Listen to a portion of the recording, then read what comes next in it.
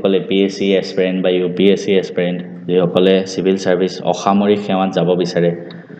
17তম ৰাষ্ট্ৰীয় অসামৰিক সেৱা দিৱস ৰিসেন্টলি পালন কৰা হৈ গৈছে ভাৰতৰ আপুনি নিউজত চাব পাৰে ভাৰতৰ মাননীয় প্ৰধানমন্ত্ৰী ডাঙৰীয়া সকলোকে এড্ৰেছ কৰিছিলে এই বিষয়ে আমি আহকচোন আমি অলপ ডিটেইলছত ডিসকাস কৰোঁ সিভিল সাৰ্ভিস ডে কেতিয়া পালন কৰা হয় কিয় পালন কৰা হয় আমি ভালদৰে জানো আহক প্ৰথম কথা এবাৰ কিমানতম দিৱস 17তম সিভিল সাৰ্ভিস ডে কেতিয়া পালন কৰা হয় প্ৰত্যেক বছৰে 21 এপ্ৰিল তাৰিখে কিয় পালন কৰা হয় 21 এপ্ৰিলত কাৰণ যিসকল ভাৰতৰ অসামৰিক সেৱক আছে সিভিল সাৰ্ভেন্ট তেওঁলোকৰ কাৰণে সন্মান জনাই এই দিৱস পালন কৰা হয় কিন্তু এই দিৱসটো হিষ্ট্ৰী ইয়াৰ লগত কি জড়িত যে এই তাৰিখতে কিয় পালন কৰা হয় কেতিয়াবা হয়তো আপোনাক হেতু খুদিব পাৰে কিয় জানেনে 1947 চনৰ এপ্ৰিল 21 তেতিয়া ভাৰত স্বাধীন হোৱা নাই মানে হৈছে আৰু 15 আগষ্টত স্বাধীন হৈছিল তো 1947 চনৰ 21 এপ্ৰিল সেম ডেটত তেতিয়া চৰ্দাৰ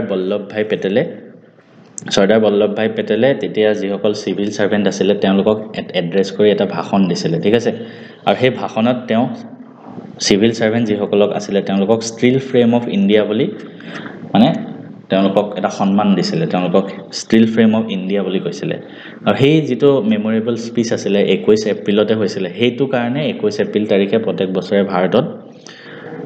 সিভিল সাৰ্ভিস ডে হিচাপে পালন কৰা হয় এটো 2006 চনত প্ৰথম পালন কৰা হৈছিল ইয়াৰ লগত ৰিলেটেড গুটেকেটা ফ্যাক্ট আমি চাওঁ হকাৰ ভালকে 21 এপ্ৰিলত তেওঁ ভাষণ দিছিল চৰ্দাৰ বল্লভভাই পেটেল আছিল ভাৰতৰ প্ৰথমজন হোম মিনিষ্টাৰ গৃহমন্ত্ৰী আৰু তেওঁ প্ৰথম বেটছ ইন আইএএছ অফিচাৰ তেওঁলোক এই 1947 চনত তেতিয়া প্ৰথমটো আইএএছ অফিচাৰ বেটছ আছিল তেওঁলোকক নিউ দিল্লীৰ মেডকেফ হাউছত এটা তেওঁলোকৰ উদ্দেশ্যে এটা আইকনিক স্পিচ দিছিল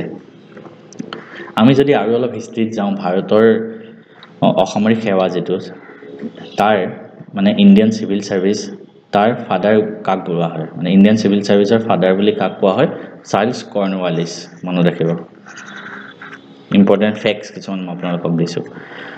ইণ্ডিয়ান সিভিল সার্ভিস এক্ট আহিছিল 1861 তে ইণ্ডিয়ান সিভিল সার্ভিস এক্ট আহিছিল 1861 তে যত এলাউ কৰিছিল Indians to compete for their administrative rules through a competitive examination system এই তেতিয়া আহিছিল UPSC টাইপ এক্সাম আমি যদি আৰু অলপ হিষ্ট্ৰীত যাওঁ গুটে পৃথিৱীৰ ভিতৰত প্ৰথম সিভিল সাৰ্ভিস কোনখন দেখে আনিছিল চাইনাই মনত ৰাখিব ঠিক আছে তে আমি নেক্সট নিউজত যাওঁ ওয়াৰ্ল্ড আৰ্ট ডে আৰু এটা নতুন দিৱস পালো বিশ্ব ধৰিত্ৰী দিৱস বা আমি APSC সিসেটৰ কাৰণে প্ৰিপাৰেচন কৰি আছে নেকি এই ভিডিওটোত মই আপোনালোকক জনাম যে আমাৰ সিসেটৰ কোৰ্সটো যেটো লৈ আহিছে তাত কি থাকিব আৰু কেনেকৈ জয়েন কৰিব এই আমাৰ APSC সিসেটৰ কোৰ্সটোত আপোনালোকে লাভ কৰিব মেথছৰ 30টা চেপ্টাৰ প্ৰায় 30টা ভিডিওত মই লেকচাৰ দিম গুটেকেটা ভিডিওত আপুনি গুটে মেথছৰ কোৰ্সটো খতম কৰিব পাৰিব মই নিজে মেথছত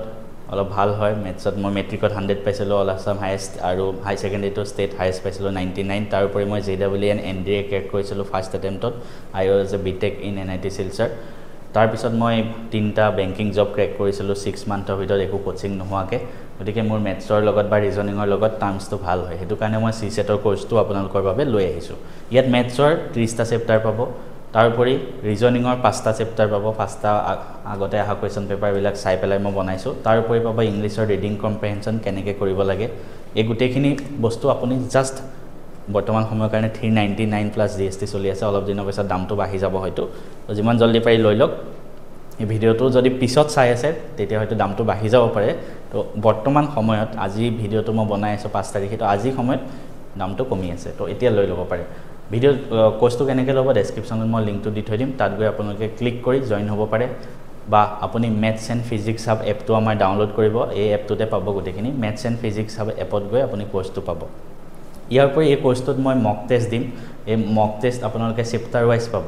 মানে PDF নহয় হা এক্সামত যেনেকৈ কৰিব লাগে টাইমাৰ চলি থাকিব ধুনীয়াকৈ এক্সাম এনভাইৰনমেন্ট লগাই তাত আপুনি ক্লিক কৰি গৈ থাকিব প্ৰত্যেকটো চেপ্টাৰ খতম হ'ব আমি মক টেষ্ট দিম গুটেখিনি আপুনি পাই যাব তাৰ উপৰি UPSC ত আগতে আহা সিসেটত যিখিনি প্ৰশ্ন আছে হেখিনি মই আপোনালোকক সলভ কৰি দেখাম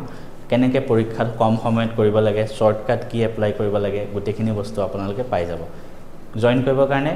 মেথছ এণ্ড ফিজিক্স হাব এপত যাওক তাতে গৈ ফাৰ্ষ্টতে পাব what are you looking for এনেকৈ ৰেজিষ্টাৰ কৰিব যদি নাজানে ডেসক্ৰিপচনত লিংক দি থৈ দিম চাই ল'ব তাৰপিছত তাত ক্লিক কৰিলে APSC টোত ক্লিক কৰিব APSC ত ক্লিক কৰি আপুনি সিসেটৰ কোৰ্সটো পাব তাত পে নাও কৰিব গুগল পে দি পে কৰিব পাৰে ফোন পে দি পেটিএম দি পে কৰিব পাৰে ডেবিট কাৰ্ড দি পে কৰিব পাৰে নেট বেংকিং দি কাৰোবাৰ যদি সমস্যা হয় কিবা মোক কমেন্ট কৰিব